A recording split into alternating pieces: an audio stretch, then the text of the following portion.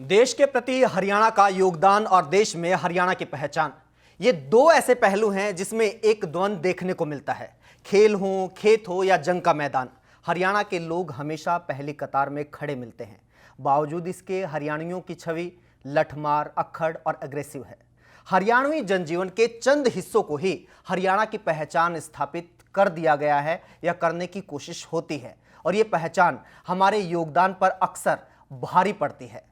आखिर क्यों ऐसा होता है, इसी पर आज करेंगे चर्चा हमारे इस खास कार्यक्रम में।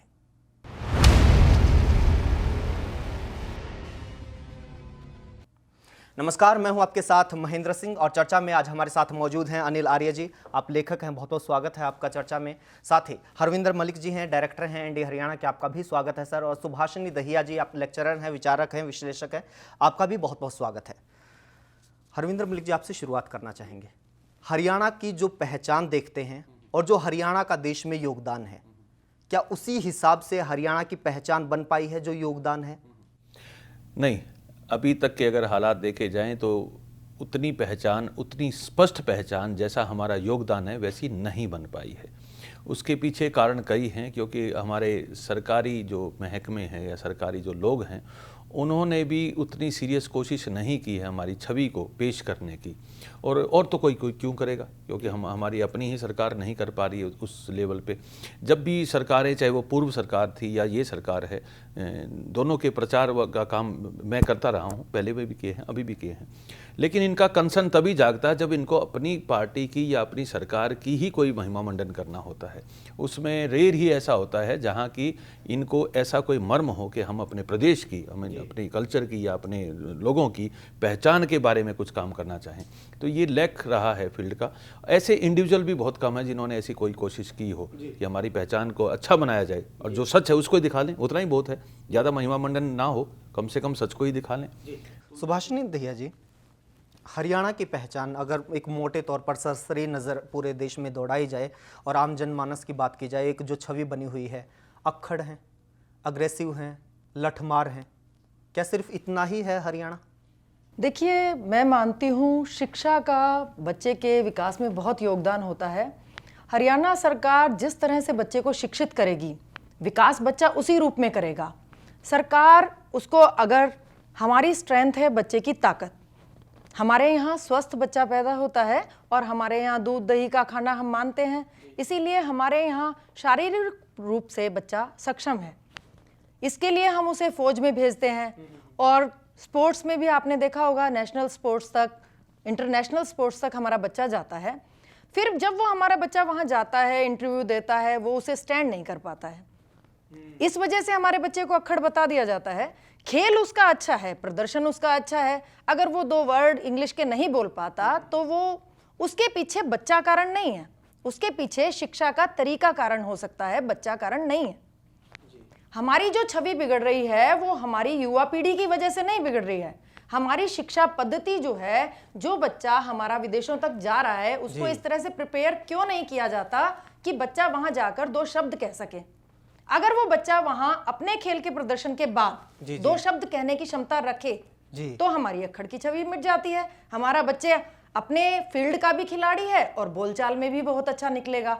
जी अनिल आर्य जी, जो ये छोटी छोटी कमियां रह जाती हैं, वो चाहे किसी की भी तरफ से रही हों, इसकी वजह से जो योगदान है हरियाणा का, उसको नज़रअंदाज कर दिया जाता है।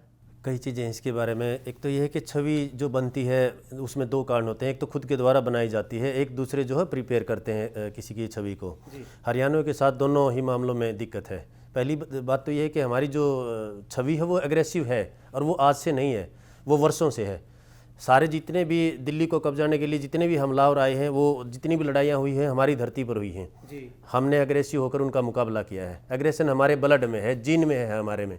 और सबसे बड़ी बात है लैंग्वेज। जब हम पहली बार किसी से मिलते हैं तो जब भी बातचीत होती है, हमारी जो लैंग्वेज है उससे लगता है कि लठमार, जो आपने वर्ड यूज़ किया है, हम बेसिकली लठमार नहीं है। हमारी जो लैंग्वेज है वो लठमार कहलाई जाती है आसपास की लैंग्वेजों को देखकर। और एक हमारे जो कस्टम्स हैं, कस्टम्स हमारे थोड़े से हार्ड हैं या दूसरों से अलग हैं। और दिल्ली या जो छवि बनाने का काम करते हैं उनमें हमारी प्रेजेंस बहुत कम है, वो हमारे बारे में बहुत कम जानते हैं।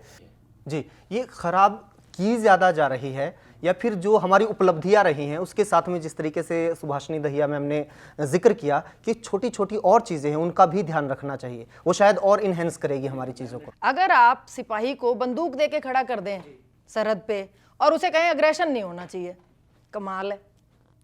अग्रेशन के बिना सिपाही लड़ेगा कैसे? सिपाही चाहिए, अग्रेशन चाहिए, पर वो घर आते ही शांत हो जाए, कैसे? ये ऐसा कैसे बदलाव आएगा एकदम कि एक व्यक्ति, जब आप हरियाणा को इस्तेमाल कर रहे हो अग्रेशन के कामों के लिए, सहवाग जब बल्लेबाजी करता है तो अग्रेशन चाहिए, बकअप करते हैं, सब जोरदार तालियां बजाते हैं, तब भूल जाते हैं कि ये बाहर निकल के अगर हरियाणवी बोलेगा तो हमें कोई फर्क पड़ता है। पर अगर वो बाहर आके हरियाणवी बोलता है तो हम अक्खड़ कहते हैं। अगर कोई पंजाबी बोलता है तो हम उसे कहते हैं पंजाबी, कोई कश्मीरी बोलता है उसे हम कहते हैं कश्मीरी, और अगर हरियाणवी बोले तो हम उसे कहते हैं गवार। आप हरियाणा का बोलो ना उसे, आप गवार क्यों बोलते हो? हमारी भाषा है, सब अपनी भाषा का इस्तेमाल कर रहे हैं, हम गर्व से अपनी भाषा का इस्तेमाल करें। उसकी परिभाषा को बदलने की जरूरत है कि हम हरियाणवी बोलने पर हम उसे हरियाणा का नहीं बोलते, हम उसे कहते गवार।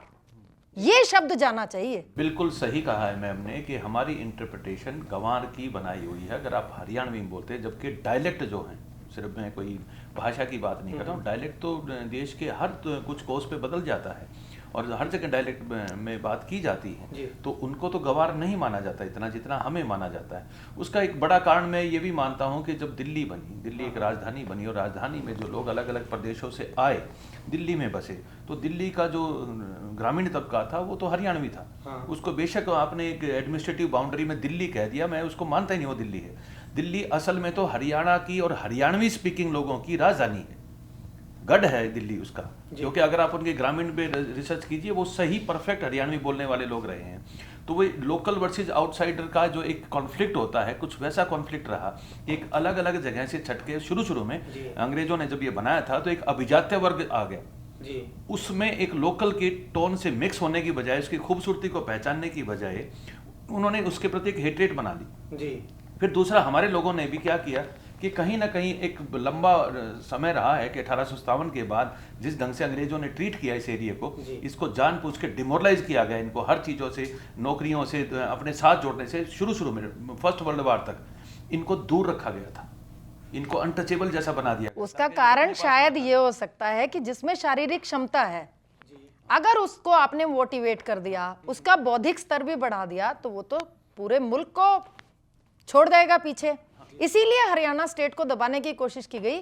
हमारे यहाँ केवल ताकत है, ठीक है, ताकत के बाद मॉडिफिकेशन की थोड़ी सी माइंड की आवश्यकता है, उसी को रोक रहे हैं। अगर उतना सा विकास हो जाए हमें कोई रोक ही नहीं सकता। बिल्कुल ठीक समझा मैडम ने, ये ऐसा ही हुआ है हमारे साथ कि 1857 के बदले के रूप में अंग्रेजों ने एज ए पॉलिसी इस एरिया को डिमोरलाइज कराने की पॉलिसी चलाई। अगले 60-70 सालों तक उन्होंने इस ढंग का माहौल बनाया कि हमें अनकल्चर्ड और हमें गंवार प्रेजेंट किया जाए। जो साहित्यकार रहे, जिन लोगों ने उस जमाने की किस्से कहानियां भी लिखे, उन्होंने कहीं ना कहीं इस इलाके को इस ढंग से प्रेजेंट किया है, क्योंकि सब कुछ चलता तो राजसत्ता से ही था तभी भी, है ना। वो जो लोग जहाँ उनकी पहले राजधानी थी सबको पता कहाँ थी, तो वही लोग उनके साथ पहले जुड़े थे, वही लोग यहाँ के बुद्धिजीवी बने। और हमारे लोग कहीं ना कहीं एक ऐसे ही लंबी प्रोसेस में रहे हैं अराउंड सेंचुरी की, उस डिप्रेशन में, कि ये सरकारों में जब आए, नौकरियों में भी तो छोटी नौकरियों में थे, कहीं ड्राइवर में हैं, कहीं अगर पुलिस में भी तो कांस्टेबल लेवल पे थे। बड़े सालों बाद अब मैं सुन रहा हूँ पिछले 5-10 सालों में कि यहाँ के लोग भी ऑफिसर लेवल पे हैं।